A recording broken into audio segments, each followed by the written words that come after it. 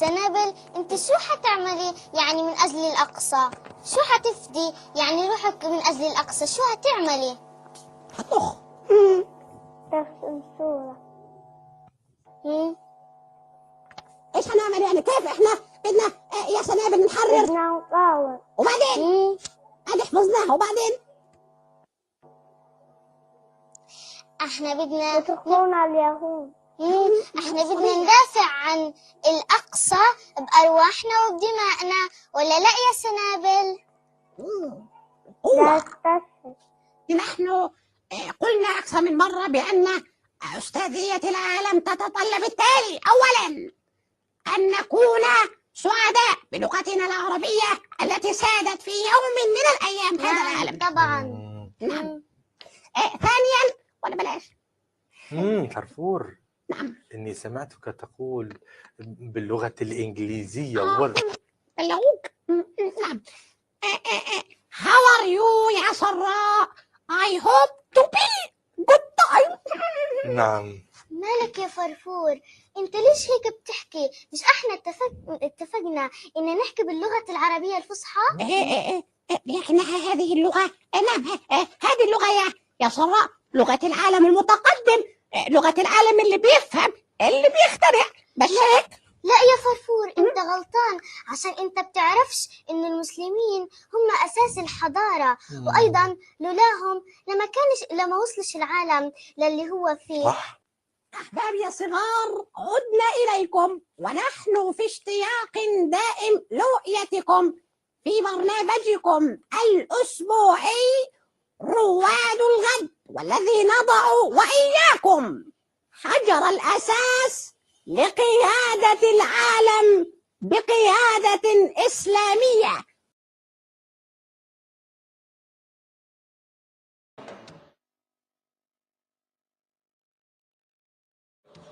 سنابل، انت شو حتعملي يعني من اجل الاقصى؟ شو حتفدي يعني روحك من اجل الاقصى؟ شو هتعملي؟ اقعد خبيبي فرفور. يا فرفور، طيب هاني مزعج، تحكي لي شو بدك؟ سمعنا فرفور انه سيدك اعطاك مفاتيح الارض والوراق. مين قال لك هذا الكلام؟ انت ما إلك مين قال فرفور، لكن المطلوب فرفور. طيب وإيش المطلوب هلقت مني؟ المطلوب فرفور انه تعطينا اوراق الارض. أوراق الأرض اللي جدي اعطاني إياهم أمانة عشان أحافظ عليهم وعشان أحرر فيهم القدس، وأحرر لما تتحرر الأراضي أنا وأصدقائي نروح على أرضنا ونقعد فيها. أنت أعطيك إياها، أنت جدي ما قال لي أعطيك احنا فرفور بدنا نشتري الارض. شر يا فرفور، بدنا نديك مصاري كتير. بدك تاخد مصاري كتير فرفور، وناخد الاوراق فرفور. اوراق ولا حاجه فرفور. لا، مش إحنا اللي بنبيع أراضينا لناس إرهابيين. فرفور، بدك تجيب الاوراق، يعني بدك تجيب الاوراق. مش سايب الأوراق، ومش سايب إيه؟ مش سايب الأوراق. فرفور، مش سايب لك الأوراق. بدك تجيب الاوراق فرفور، بدك تجيب الاوراق فرفور. بدك تجيبه، يعني بدك تجيبه فرفور. مش سايبه لناس مجرمين، لناس أنتال، لناس إرهابية. احنا اندال، احنا ارهابيه فرفور. خد خد خد خد خد خد خد خد جيب الاوراق لك فرفور. نعم أحبابنا الأطفال، لقد فقدنا أعز صديق لنا، فرفور. لقد استشهد فرفور وهو يدافع عن أرضه، يدافع عن أرض آبائه وأجداده. استشهد على أيدي المجرمين القتلة، قتلت الأطفال الأبرياء، وقتلت إيمان حجة، قتلت محمد الدرة وغيرهم الكثير. Okay, well, that's Palestinian Children's Television, ladies and gentlemen. That was uploaded to YouTube 16 years ago. It looks like it was looks like it was uploaded from VHS tapes. So this is the kind of stuff they've been teaching their children, there's recent stuff too, but This is how far back this has gone. This has gone back generations and generations. And you ask why there is no peace between Palestine and Israel. That's a pretty good indication. What's up?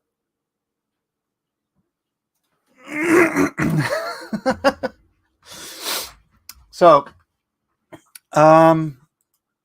yeah, someone came in yesterday. Oh, by the way, welcome to Cross Examinations. My name is Mike. I'm your host.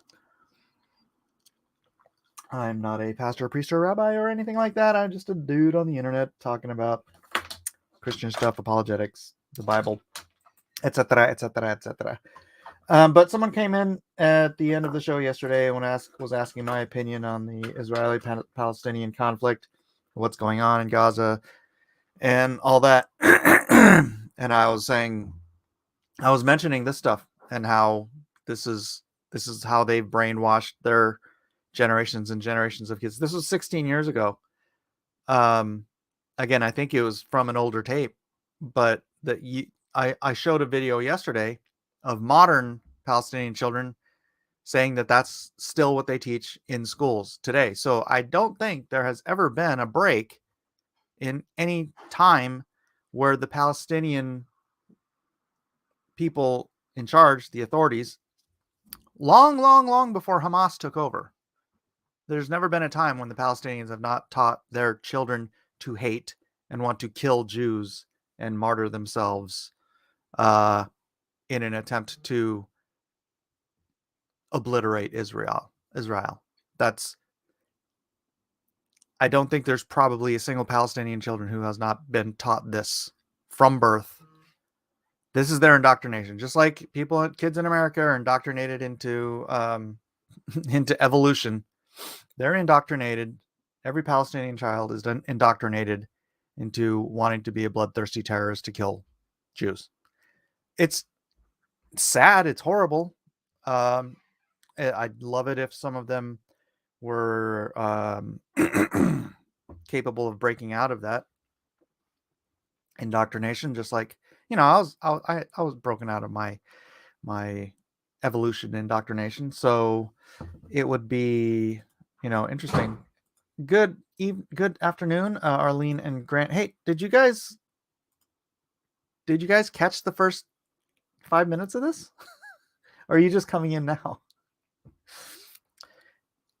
It seemed, it was funny because I was playing these videos from Palestinian children's television from uploaded to YouTube 16 years ago. How old is YouTube? It's like 16 years old, right? So this is some of the earliest stuff on YouTube.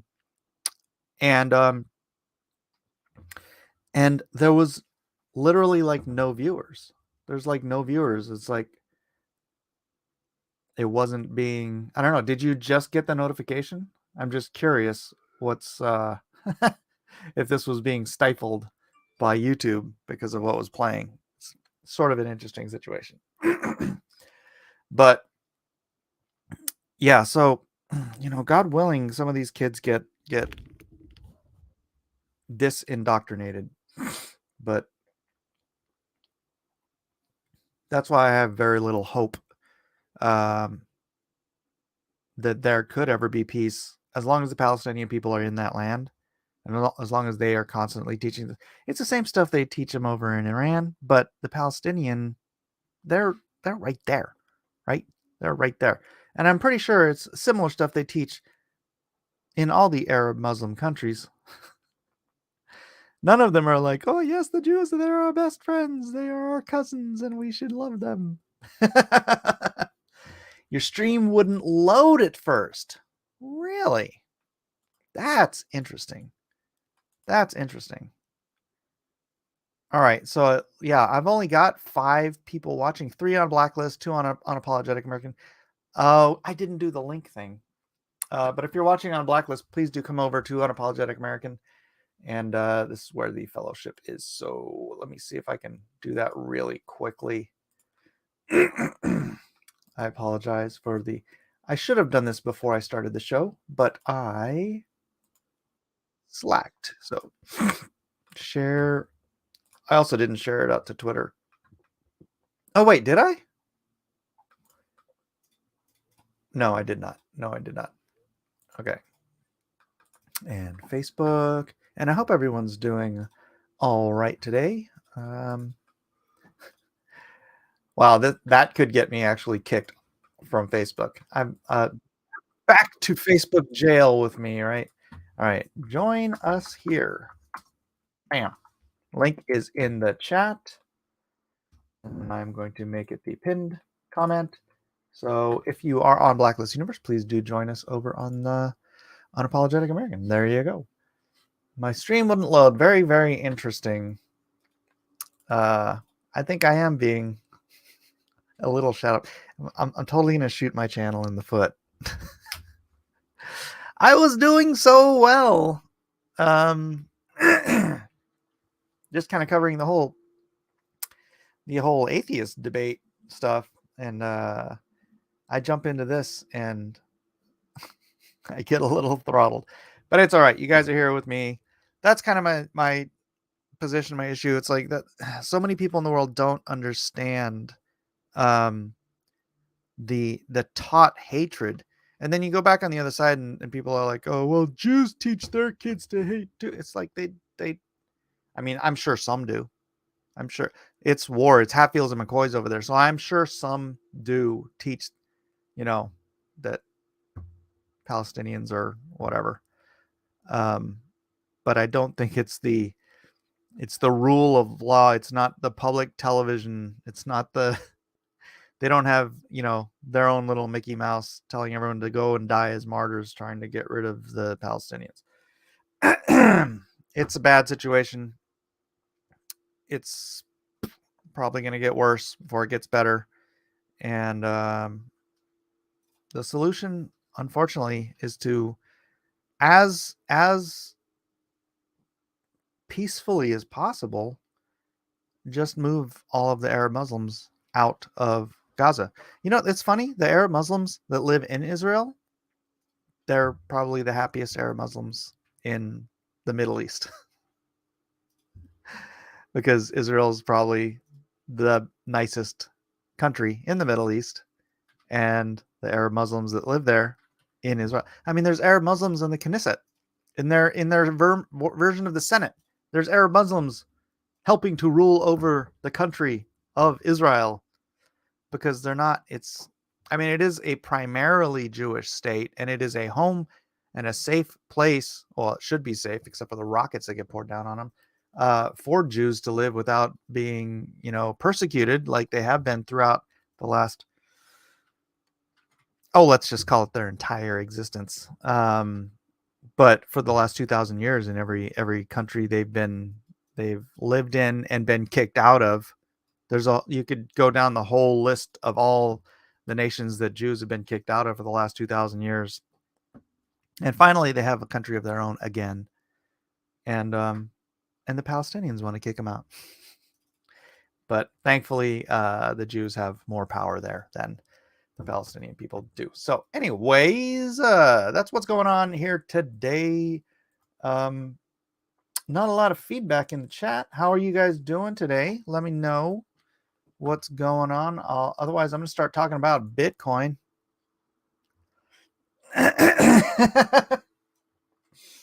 Bitcoin hit $38,000 today. Trying to take a stab up. Chainlink hit $16 today, and Ethereum hit $2,000 today. So they all hit these pivot points and got rejected. But that's kind of how markets work. You go up, you test resistance, and then eventually you break through the resistance, unless you're completely rejected and the entire market goes to zero, which isn't going to happen. But anyways, I feel like I'm all alone. No one's saying anything. Arlene, Grant, you got nothing to add to the conversation here. I figured I would have had some blowback by now that would have kept a little back and forth going. I guess I could go and check out if we have any comments from. Hey, Mountain Pass Music is here. He says, "What's up?" Wait. What's up, Mountain Pass Music?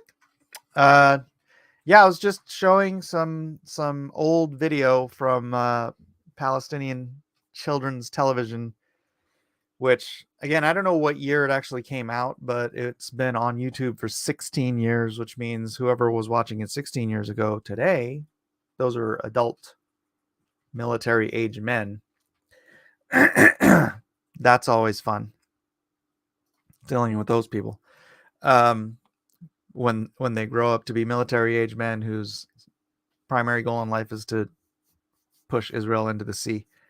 From the river to the sea is their slogan, which means from the Jordan River, they want to push Israel into the sea. They want them gone, in case you couldn't figure that out by now.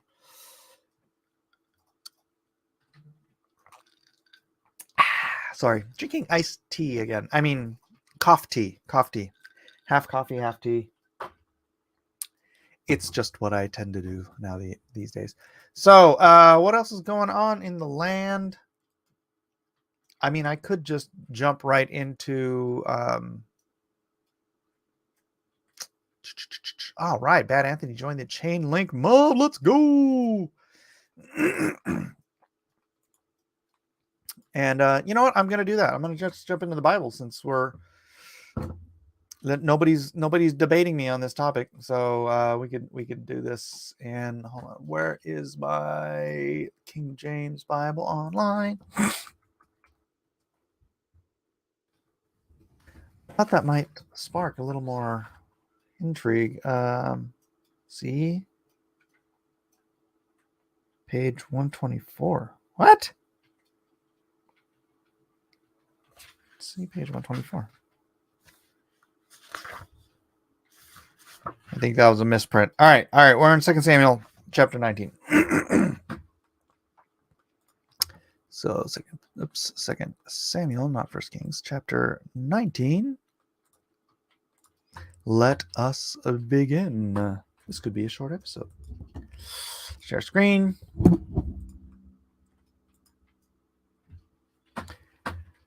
And it was told Joab, behold, the king weepeth and mourneth for Absalom. And the victory that day was turned into mourning unto all the people, for the people heard say that day how the king was grieved for his son. Understandably, but you know. And the people gat them by stealth that day into the city. They snuck into the city, as people being ashamed steal away when they flee in battle. But the king covered his face, and the king cried with a loud voice, O Absalom, my son! O my son Absalom! O Absalom, my son, my son! And Joab came into the house to the king and said, Thou hast shamed this day the faces of all thy servants, which this day have saved thy life, and the lives of thy sons and of thy daughters, and of the lives of thy wives, and the lives of thy concubines. In that thou lovest thine enemies, and hatest thy friends. For thou hast declared this day that thou regardest neither princes nor servants. For this day I perceive that if Absalom had lived, and all we had died this day, then it had pleased thee well. Now therefore arise, go forth, and speak comfortably unto thine servants. For I swear by the Lord, if thou go not forth, there will not tarry one with thee this night, and that will be worse unto thee than all the evil that befell thee from thy youth until now. Then the king arose and sat in the gate, and they told unto all the people, saying, Behold, the king doth sit in the gate. And all the people came before the king, for Israel had fled every man to his tent. And all the people were at strife throughout all the tribes of Israel, saying, The king saved us out of the hand of our enemies, and he delivered us out of the hand of the Philistines, and now he is fled out of the land for Absalom. And Absalom, who we anointed over us, is dead in battle. Now therefore, why speak ye not a word of bringing the king back? And King David sent to Zadok and to Abiathar the priest, saying, Speak unto the elders of Judah, saying, Why are ye the last to bring the king back to his house, seeing the speech of all Israel is come to the king, even to his house? Oh, I'm sorry. Too much talking, not enough breathing. Are ye my brethren? Are ye my bones and my flesh? Wherefore then are ye the last to bring back the king? And say ye to Amasa, Art thou not of my bone and of my flesh? God do so to me, and more also, if thou be not captain of the host before me continually in the room of Joab. And he bowed the heart of all men of Judah, even as the heart of one man, so that they sent this word unto the king, Return thou and all thy servants. So the king returned and came to Jordan, and Judah came to Gilgal to go meet the king, to conduct the king over the Jordan. And Shimei, the son of Gera, a Benjamite, which was of Bahurim, hasted and came down with the men of Judah to meet King David. And there were 1,000 men of Benjamin with him, and Ziba, the servant of the house of Saul, and his 15 sons, and his 20 servants with him, and they went over Jordan before the king. Now remember, this is the one who said Mephibosheth wanted to be king again. And there went over a ferry boat to carry over the king's household, and to do what he thought good. And Shimei, the son of Gera, fell down before the king, as he was come over Jordan, and said unto the king, Let not my lord impute iniquity unto me, neither do thou remember that which thy servant did perversely the day that my lord the king went out of Jerusalem, that the king should take it to his heart. For thy servant doth know that I have sinned. Therefore, behold, I am come first this day of all the house of Joseph to go down to meet the Lord my lord the king. But Abishai the son of Zeruiah answered and said, Shall not Shimei be put to death for this, because he cursed the Lord's anointed? And David said, What have I to do with you, ye sons of Zeruiah, that ye should this day be adversaries unto me? Shall there be any man put to death this day in Israel? For do not I know that I am this day king over Israel? Therefore the king said unto Shimei, Thou shalt not die. And the king sware unto him. And Mephibosheth, the son of Saul, came down to meet the king, and had neither dressed his feet, nor trimmed his beard, nor washed his clothes, from the day the king departed until the day he came again in peace. And it came to pass, when he was come to Jerusalem to meet the king said unto him, Wherefore wentest not thou with me, Mephibosheth? And he answered, My lord, O king, my servant deceived me. For thy servant said, I will saddle me an ass, that I may ride thereon, and go to the king, because thy servant is lame. And he that hath slandered thy servant unto my lord the king. But my lord the king is as an angel of God. Do therefore what is good in thine eyes. So he was grieving. You can tell that's what it means. He had neither dressed his feet, nor trimmed his beard, nor washed his clothes from the day the king departed. That's a sign of grieving. For all of my father's house were but dead men before my lord the king. Yet didst thou set thy servant among them that did eat at thine own table. What right therefore have I yet to cry any more unto the king? And the king said unto him, Why speakest thou any more of thy matters? I have said, Thou and Ziba divided the land. Oh, I have said, Thou and Ziba divide the land. And Mephibosheth said unto the king, Yea, let him take all, for as much as my lord the king is come again in peace unto his own house. And Barzillai the Gileadite came down from, that's ending Mephibosheth's thing. So Mephibosheth, what a good guy, right? He really is his father's son. His father was Jonathan. And he's just like, Ziba came, lied to him. David gave Ziba the land, all of the land, and then he's trying to give half of it back to Mephibosheth here, it seems. And then he's like, you can have it. What a guy. What a guy. And Barzillai the Gileadite came down from Rojalim and went over Jordan with the king to conduct him over Jordan. Now Barzillai was a very aged man,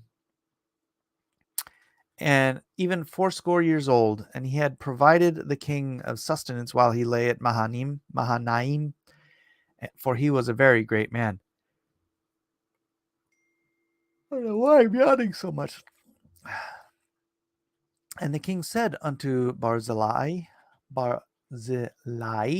come thou over with me, and I will feed thee with me in Jerusalem. And Barzillai said unto the king, how long have I to live that I should go up with the king unto Jerusalem? I am this day 8 years old. That's 80 years old. And can I discern between good and evil? Can thy servant taste what I eat or what I drink? Can I hear any more the voice of singing men and singing women? Wherefore then should thy servant be yet a burden unto the Lord my king, my lord the king?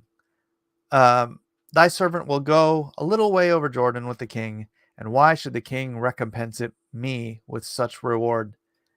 Let thy servant, I pray thee, turn back again, that I may die in mine own city, and be buried by the grave of my father and of my mother. But behold, thy servant Shimham,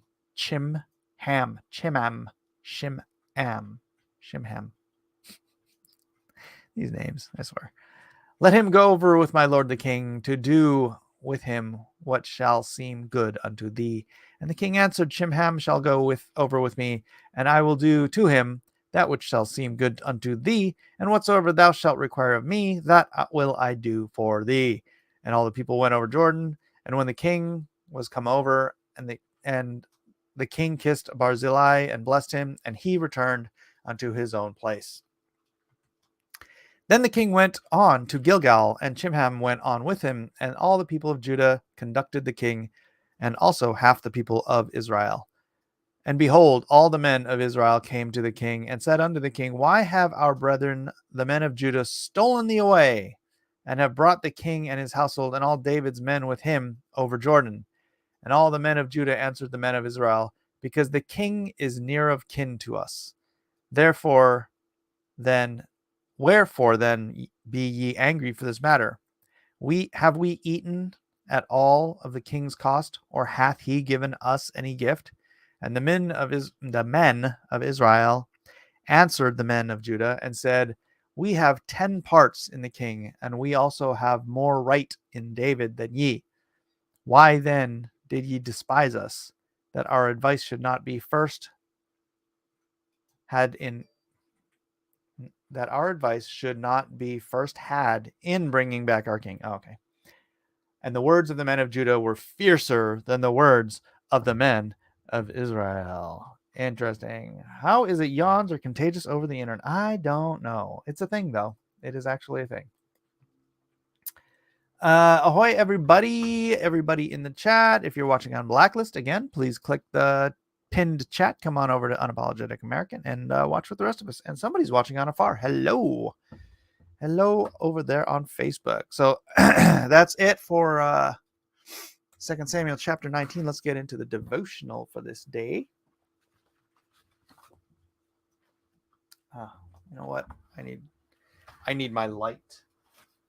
But my light is too bright, so I hide the light with a shirt so that I can see, but it's not like right in my face. All right. Rise and cross the Jordan. Let's take a sip. And get on with it. Get on with it. Over the last few chapters, David's life has been full of ups and downs, victories and defeats. Chapter 19 is no different. He experiences mourning, division, grace, and a journey back to Jerusalem within 43 verses. It's worth noting the response from the tribe of Israel in verses 9 to 10. The people argued about whether the king should return. Absalom had turned their hearts, and it's evident that some were still uncertain about where their allegiance stood. Israel had anointed Absalom. Well, he did. He's dead, and he has no heirs. So, back to David. But the nation of Israel was God's nation, his covenant people. No one makes himself the king of Israel. That is reserved for the Lord alone. Israel knew the strength of David's leadership, but they were not ready to receive it. David could have returned to Jerusalem and assumed his position by force, if required. Instead, he chose voluntary submission. He was after their hearts. Yet at the end of the chapter, we see civil unrest. Israel and Judah focused on offensive versus restoration. On offense versus restoration. Offenses. I find it interesting that David moved from deep suffering in verses 1 to 7 to the king that crossed the Jordan in verse 41. Scripture says, the victory that day was turned to mourning. In David's grief, Twitter alerts are annoying me. In David's grief, he seemed to lose sight of the intended outcome. David focused on what was lost instead of what was gained, victory. So what changed? I believe it had to do with perspective. David chose to rise, put the past behind him, and focus on what lay ahead, the Jordan River and the kingdom. Many scholars believe the Jordan River has symbolic meanings, a crossing point or a spiritual rebirth. For the Israelites in Joshua 1, it was a crossing point after a long season of adversity and waiting in the wilderness. The Lord would be the one to lead them through the Jordan onto the other side, where the Israelites would come to Gilgal, a place to remember.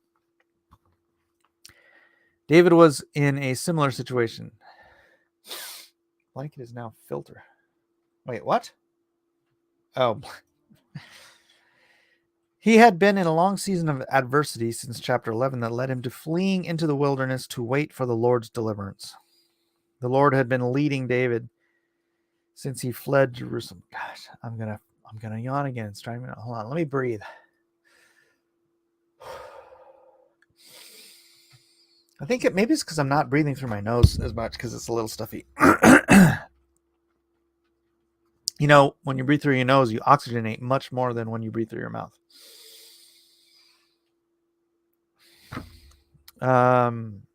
He provided for him in Bahurim when David was weary. He thwarted the counsel of Ahithophel and fought the battle of the forest in Ephraim.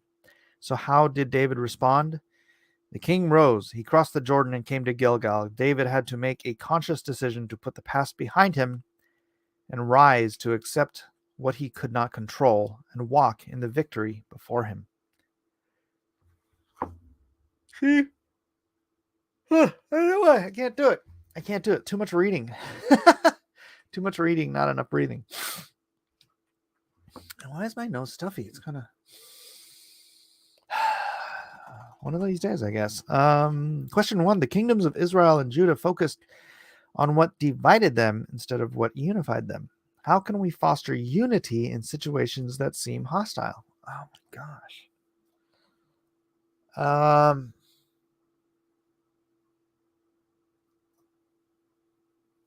I don't know. I'd say repentance, but that's really just kind of a starting point. It's like if you seek reunification, really, it's like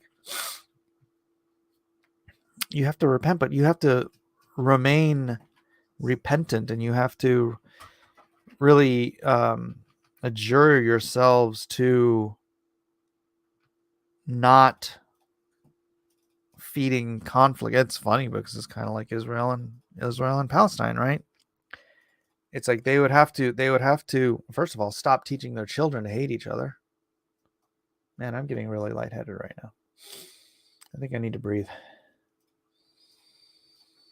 Breathe, Mike, breathe. Yeah, it's like my nose is stuffed, so it's like hard to get a full breathe in.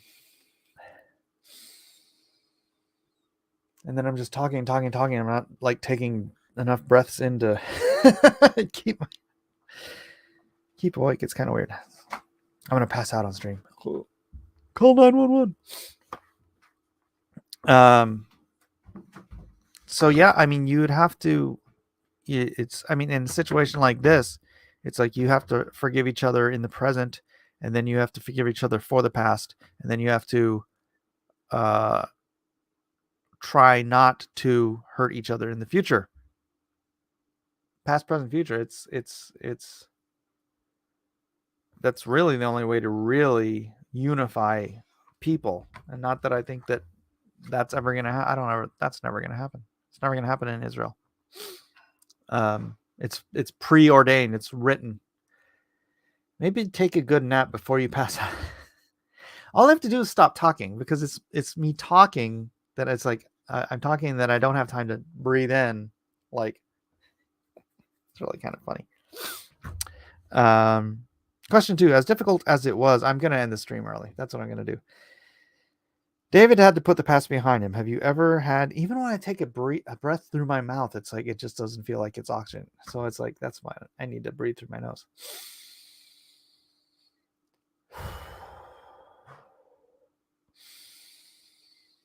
But that doesn't make for good YouTube. David had to put the past behind him. Have you ever had to put something difficult behind you? How did you do it? Yeah, I mean, I don't really want to get into it.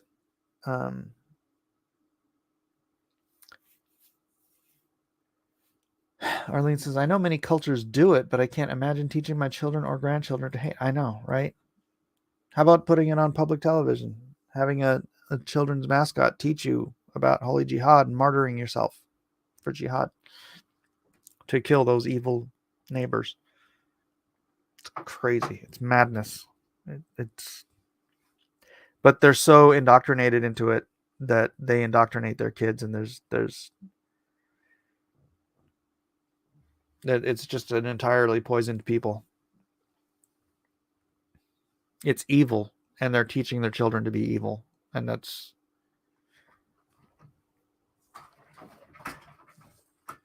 read the book of Joshua. I'm not going to say any more than that. David went from mourning to leading. Some obstacles can leave us feeling hopeless. Write down your obstacles. What can you do to change your perspective? All right, that sounds like homework. So maybe I'll do that after. I'm not going to do that on stream. Daily prayer.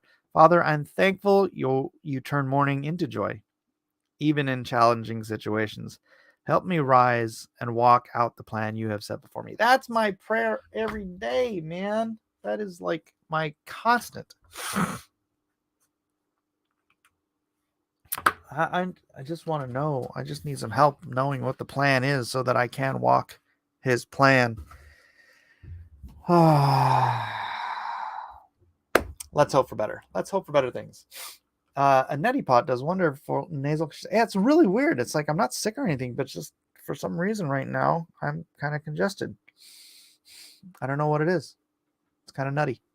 Kind of nutty. Need a neti. Feel better, Mike. Have a good one, everybody, and God bless everyone. Yeah, I'm going to wrap it up. Thanks for being here. If you didn't catch the beginning and you want to see what I'm talking about with the indoctrination of the Israeli children, go back and watch the beginning of the stream. There's about 7 minutes of video from Mickey Hamaus. It's not really Mickey Hamaus. It's just kind of a joke. But it's the Palestinian Mickey Mouse, who was the children's show. It's their PBS. It's their, look, kids, this is what you should learn to do today. Let's kill all the neighbors and blah, blah, blah. So anyways, that's it. I'm gonna get out of here early. So God bless you, everybody, for being here, and we'll see you on the next exciting episode of Cross Examinations. Bye. Back in line, you dog!